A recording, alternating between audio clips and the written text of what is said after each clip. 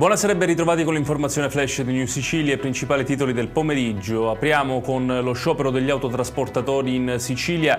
Dopo le mediazioni con le istituzioni locali, il comparto ha deciso di sospendere il blocco in attesa di un doppio confronto nei prossimi giorni a Palermo con la Regione e a Roma al Ministero delle Infrastrutture.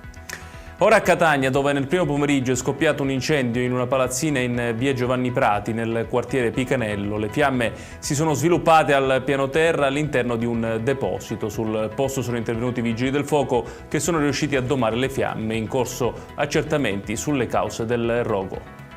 Ad Agrigento la procura ha aperto un'inchiesta sulla morte di una donna di 78 anni, originaria di Raffadali, residente ad Aragona. La pensionata, secondo quanto ricostruito, era stata accompagnata in ospedale per problemi respiratori ed è morta poche ore dopo essere stata dimessa. I familiari hanno presentato denuncia. Due medici del Policlinico di Palermo sono indagati per la morte di un uomo di 64 anni di Campobello di Licata, deceduto poche ore dopo la dimissione dall'ospedale in seguito a un intervento per l'introduzione di un palloncino gastrico. L'inchiesta punta a chiarire se vi siano state responsabilità mediche. Intanto sul corpo della vittima è stata eseguita l'autopsia.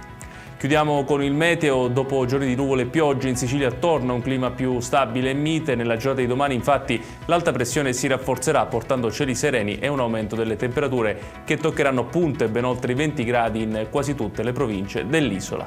Ed è tutto per questa edizione. Tutti i dettagli su queste notizie li trovate come sempre sul nostro sito www.newsicilia.it. Grazie per averci seguito e buon proseguimento di serata.